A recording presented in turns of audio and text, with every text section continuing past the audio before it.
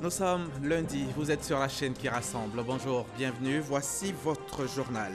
Les épreuves écrites du baccalauréat 2019 démarrent ce lundi 8 juillet avec l'épreuve de français et ce jusqu'au vendredi 12 juillet prochain.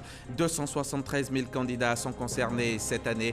Nos reporters partout en Côte d'Ivoire ont suivi pour vous le lancement des épreuves ce matin. Vous le verrez dans ce journal.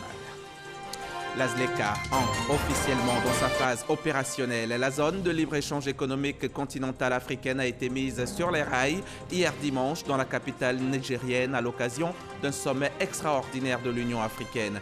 32 chefs d'État ont fait le déplacement pour la naissance de ce marché commun africain. 32 chefs d'État, dont le président Alassane Ouattara.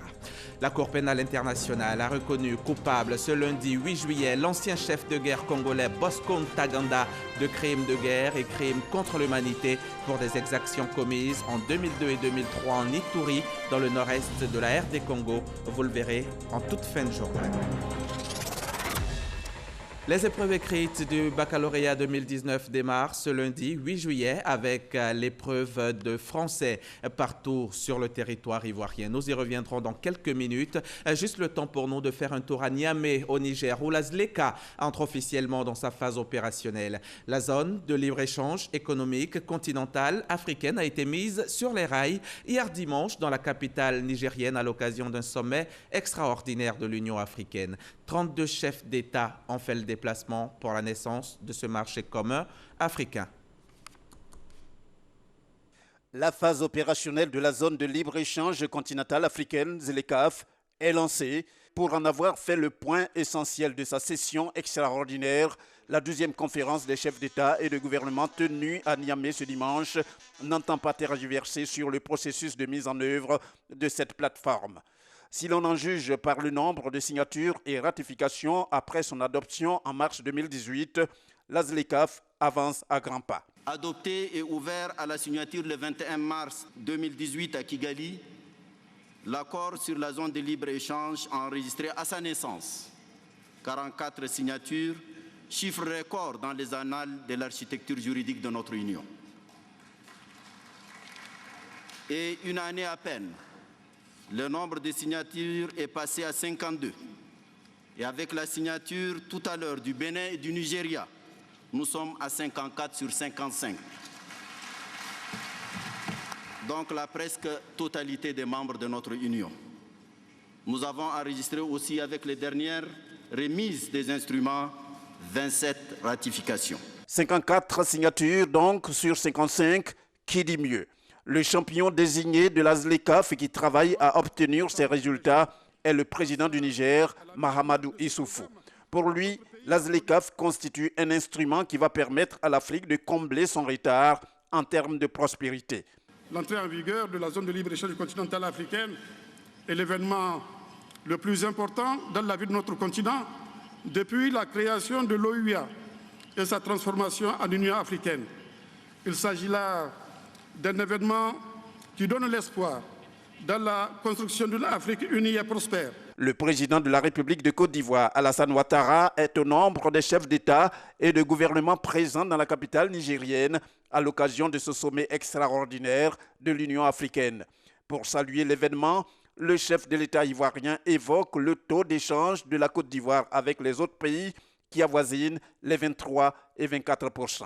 Ce sommet a eu la participation de près de 30 chefs d'État. C'est dire l'intérêt que cela donc suscite. En ce qui concerne la Côte d'Ivoire, nous avons bien avancé. D'ailleurs, nous sommes le pays qui a le taux de couverture de commerce le plus élevé avec les autres pays africains.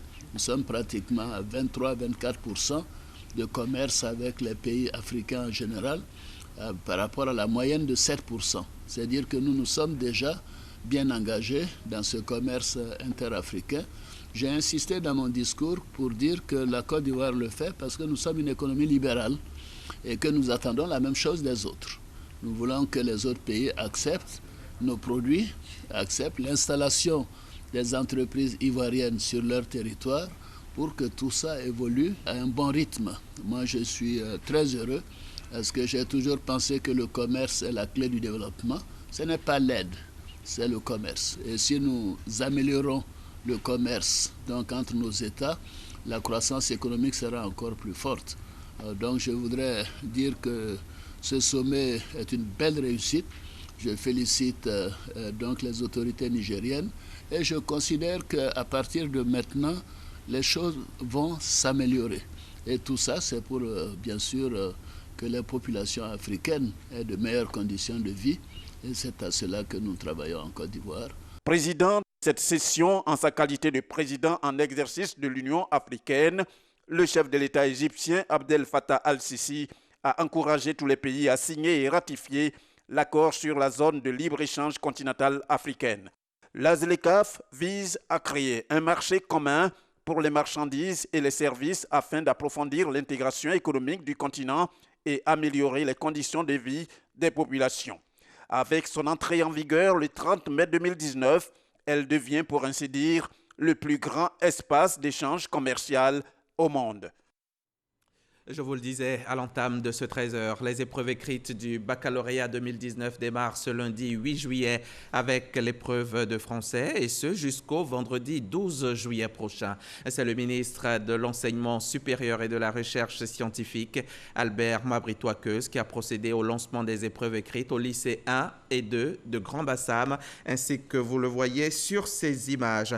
2 semaines donc après la fin des épreuves écrites, le samedi 27 juillet à 14h, les résultats seront annoncés pour mettre un terme au suspense et au stress des 273 000 candidats répartis sur toute l'étendue du territoire ivoirien. Le constat de Jean-Marc Djadji dans quelques centres ici à Abidjan, ce sera dans le courant de ce journal à suivre donc tout à l'heure.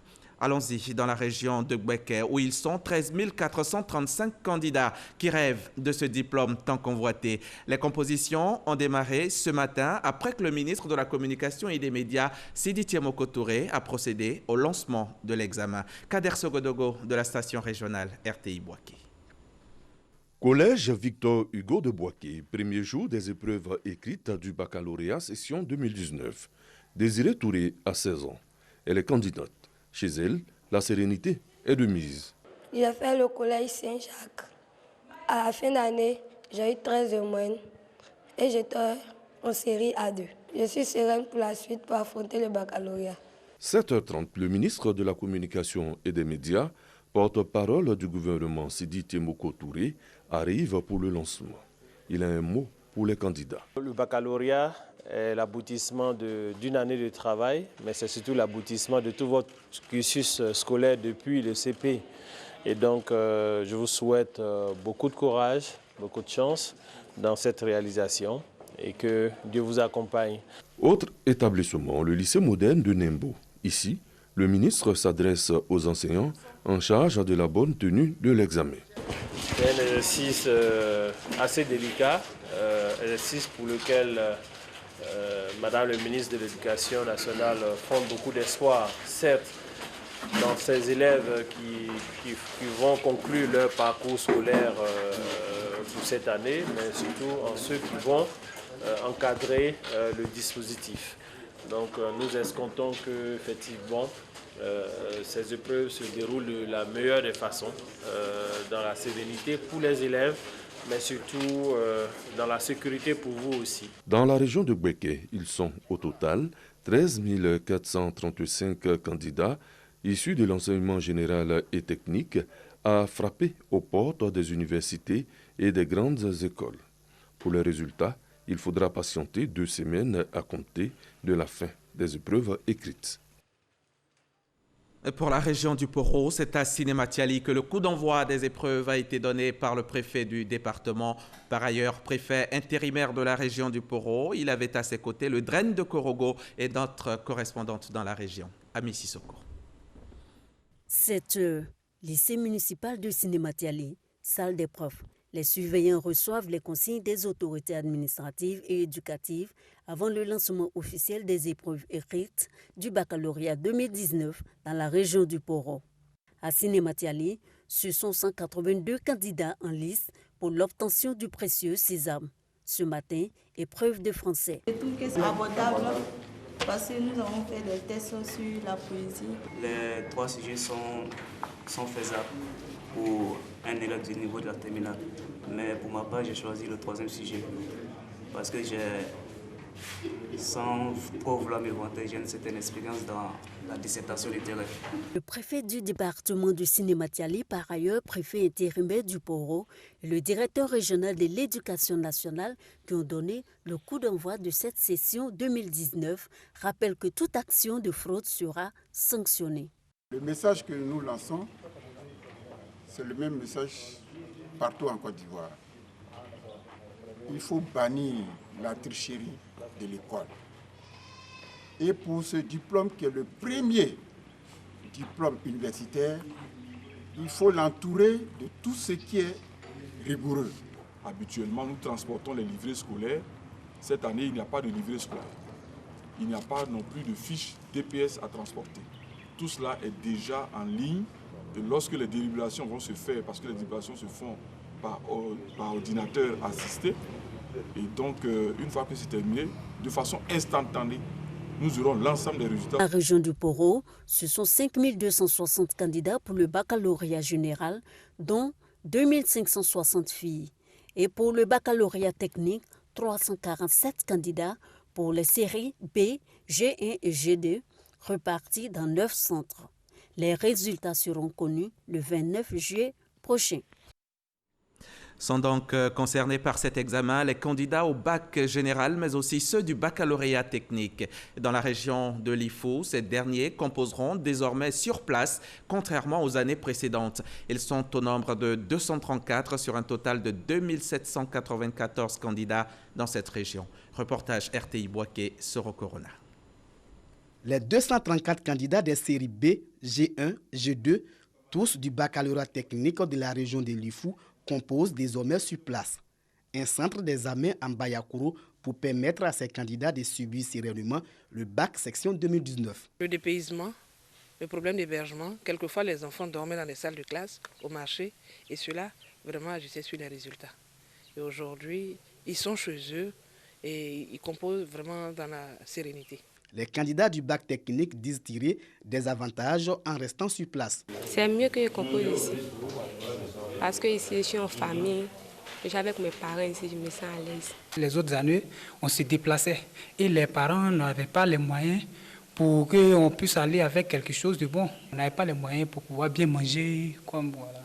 Donc vraiment, je suis très content de composer sur place. La première épreuve a été officiellement lancée par les autorités administratives et éducatives locales. Le préfet a invité les candidats à se débarrasser de tout document compromettant et à s'éloigner de la fraude. Et ces mêmes consignes ont été données aux examinateurs qui, quelquefois, s'adonnent à certaines pratiques pour aider les enfants.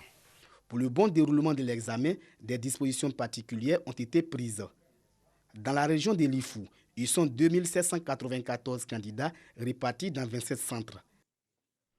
Tous connaîtront donc leurs résultats dans 2 semaines après les épreuves écrites, c'est-à-dire samedi 27 juillet. Je vous l'ai dit, notre reporter Jean-Marc Djadji a assisté au début des épreuves écrites dans quelques centres ici à Abidjan. Son constat. Lycée moderne de Cocody, il est 7 heures. Le calme et l'anxiété se lisent sur le visage des candidats dans la majorité des salles de composition. Les élèves des séries littéraires et scientifiques attendent impatiemment leurs épreuves.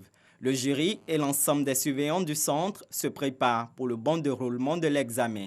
Nous attendons de faire la mise en place pour pouvoir nous entretenir avec les différents membres de surveillance pour leur donner les différents conseils pratiques pour le bon déroulement de l'examen. Direction le lycée classique d'Abidjan 1. Les candidats sont soumis à l'épreuve de français. La composition se déroule dans de bonnes conditions selon les examinateurs. Nous venons à peine de commencer l'épreuve de français.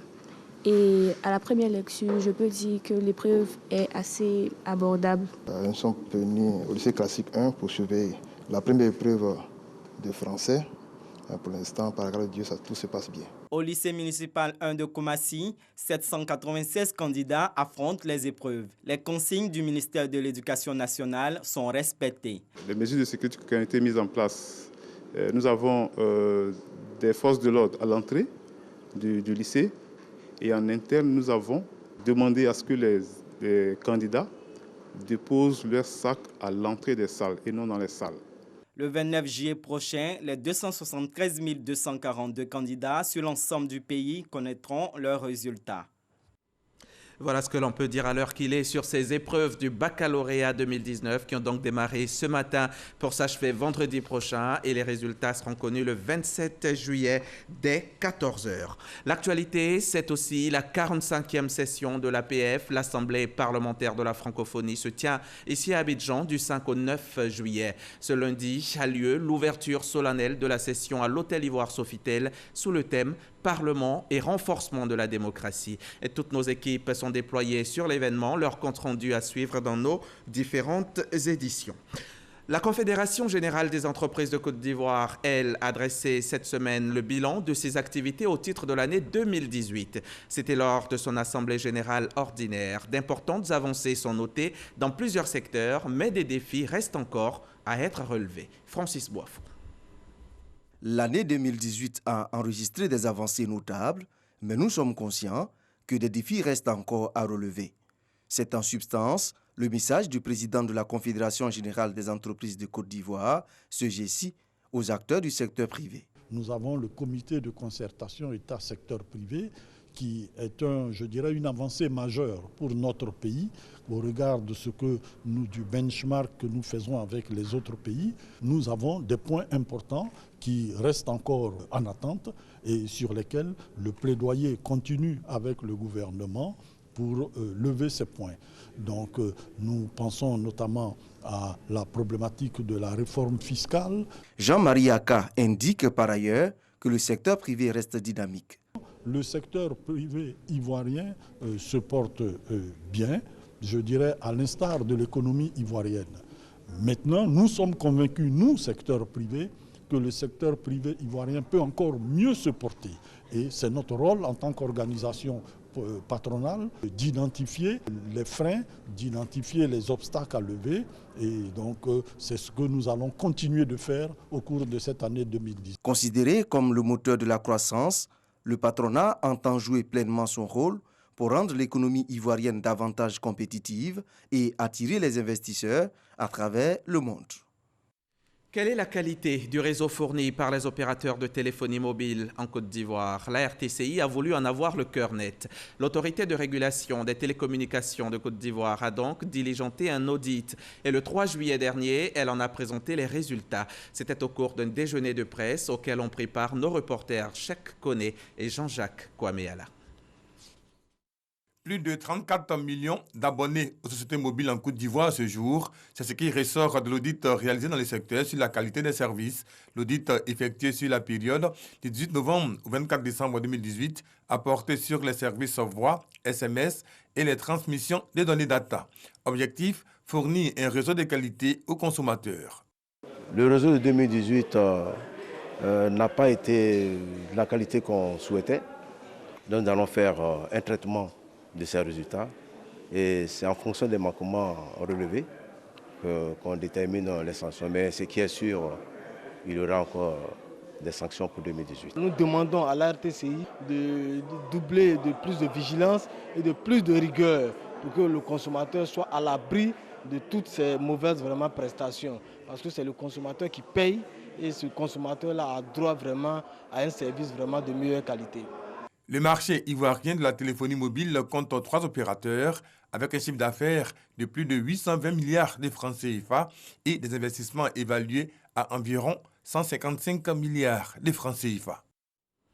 L'AIPH, c'est l'association interprofessionnelle de la filière palmier à huile. En collaboration avec le Fonds interprofessionnel pour la recherche et le conseil agricole, elle a présenté récemment l'interprétation nationale de la norme RSPO version 2013. Il s'est agi de sensibiliser les acteurs et les partenaires de la filière palmier à huile sur la norme, en vue de les instruire sur le processus pour bénéficier de cette certification. Les précisions de Nadia Idja et Jean-Luc Bangbo. Environ 14 millions de tonnes d'huile de palme brute et 3,85 millions d'hectares de plantations de palmiers à huile, soit 19% de la production mondiale certifiée RSPO à ce jour. Créée en 2004, cette norme est révisée tous les 5 ans et certifie une huile de palme durable, c'est-à-dire respectueuse de l'environnement, socialement responsable et économiquement viable. L'interprétation nationale de la version 2013, approuvée en avril dernier par le Conseil des gouverneurs de la RSPO, est aujourd'hui présentée. Chaque pays a ses lois. Il faut les rendre donc conformes, n'est-ce pas, à ces principes et critères de la RSPO pour permettre après aux structures membres de cette filière de procéder donc à leur certification. Ainsi, les opérateurs de la filière palmier à huile engagés dans le processus de certification RSPO n'auront plus besoin d'une part d'organiser des consultations publiques locales délicates et onéreuses dans leur zone de production et d'autre part d'appliquer les principes et critères génériques de la RSPO, souvent éloignés de nos réalités locales. L'interprétation nationale devient donc la référence pour leur certification. Pour la filière, c'est l'assurance d'une meilleure compétitivité. Je voudrais encourager tous les acteurs de la filière palmier à huile à s'approprier cette interprétation nationale afin de soutenir et appuyer les initiatives des structures de la chaîne des valeurs résolument engagées dans cette démarche vertueuse et responsable. La norme RSPO porte sur 8 principes et 42 critères. Elle intervient en réponse à la campagne de dénigrement qu'a connue le secteur. À ce jour, 4237 organisations dans le monde, dont une en Côte d'Ivoire, sont certifiées RSPO. La filière palmier à huile qui, comme beaucoup d'autres, ne subira certainement pas les effets néfastes du changement climatique. C'est en tout cas un vœu et des actions sont menées à cet effet. Le Conseil national de sécurité veut contribuer à la réduction des effets du changement climatique en Côte d'Ivoire. À Yamoussoukro, les agents des eaux et forêts ont vu récemment leur capacité renforcée sur la gouvernance forestière, les changements climatiques et leurs incidences sur la sécurité humaine. Le CNS, Conseil national de sécurité, veut positionner les agents des eaux et forêts comme des acteurs de sensibilisation et de diffusion des actions de résilience et de ralentissement du changement climatique. À Yamoussoukro, ces protecteurs de la forêt ont renforcé leurs capacités sur la gouvernance forestière et le changement climatique. 2 jours durant, les participants ont été outillés pour la réalisation des diagnostics locaux du changement climatique permettant de mobiliser des ressources à travers l'élaboration de micro-projets.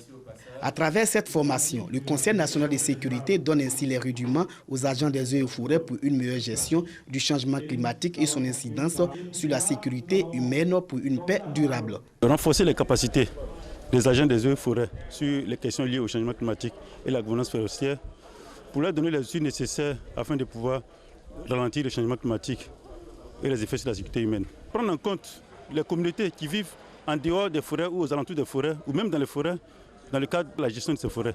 Cet atelier rentre dans le cadre de la mise en œuvre de la réforme du secteur de la sécurité et principalement la réforme 96, une réforme relative à la protection de l'environnement. À terme, ce sont 200 agents des eaux et forêts qui seront formés par le Conseil national de sécurité pour lutter efficacement contre le changement climatique. Reportage signé Soro Corona de la station régionale RTI Bouaké. On revient à Abidjan, direction la fondation Konrad Adenauer, où une vingtaine de jeunes venus de la sous-région bénéficient d'une formation sur le terrorisme et sur la gouvernance du secteur de la sécurité en Afrique. On en sait plus avec Sidonie Davila. 25 jeunes issus de divers domaines de compétences en formation à la Fondation Konrad Adenauer. Au cœur de cet apprentissage, la géopolitique. Un élément essentiel pour mieux faire comprendre le thème du jour, la gouvernance du secteur de la sécurité en Afrique. La géopolitique permet de mieux comprendre les enjeux contemporains, les luttes d'influence, les rivalités sur les territoires, les différents acteurs qui sont impliqués, leurs intérêts.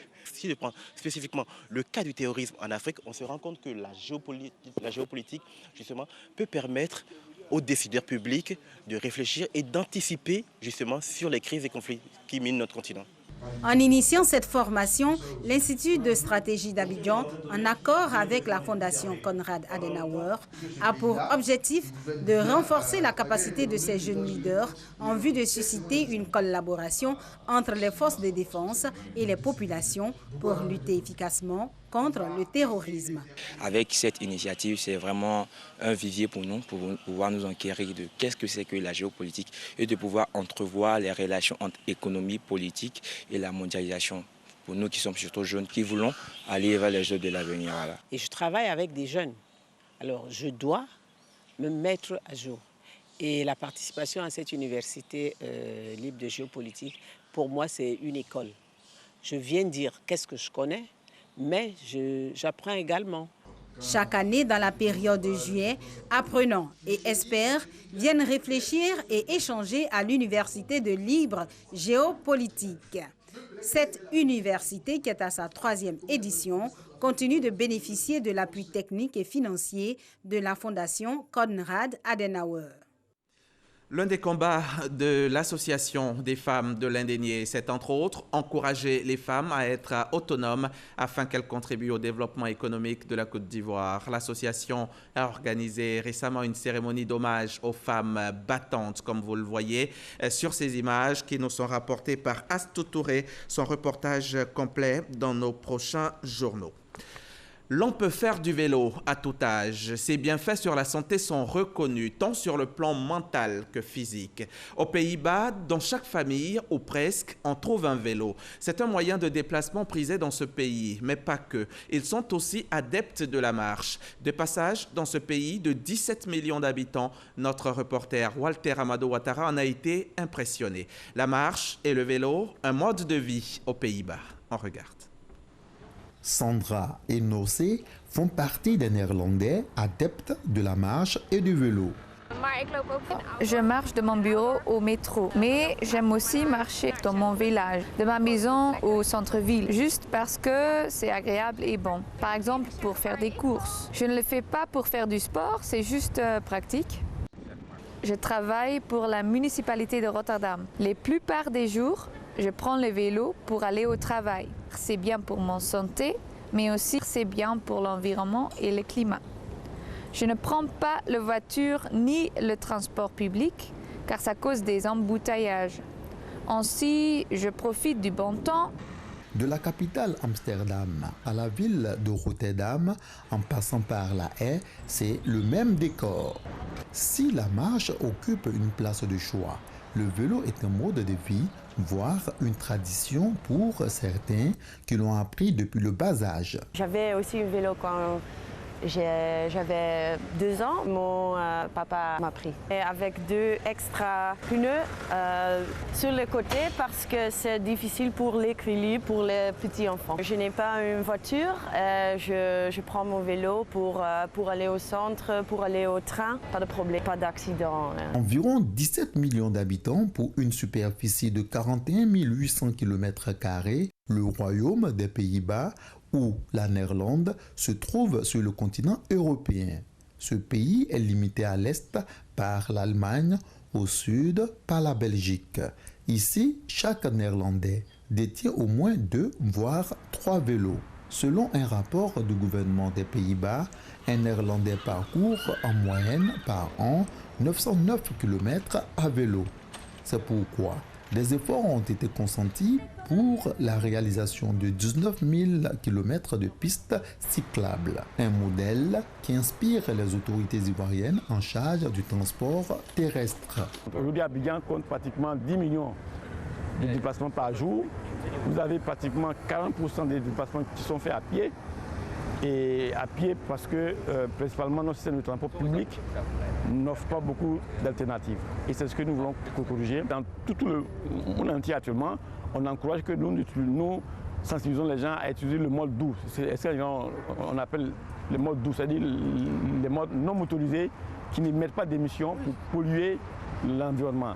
Donc on pourra l'encourager davantage, mais en même temps, lorsqu'on aura mis en place tout l'arsenal d'infrastructures nécessaires, c'est-à-dire prévoir dans la construction des voies à venir, des pistes cyclables. Les Pays-Bas constituent le premier utilisateur de vélo au monde. Dans ce pays, le vélo représente 30% des moyens de transport, la marche 18% et le transport public 45%. En cas d'accident, les conducteurs de voitures et de motos sont presque toujours tenus pour responsables.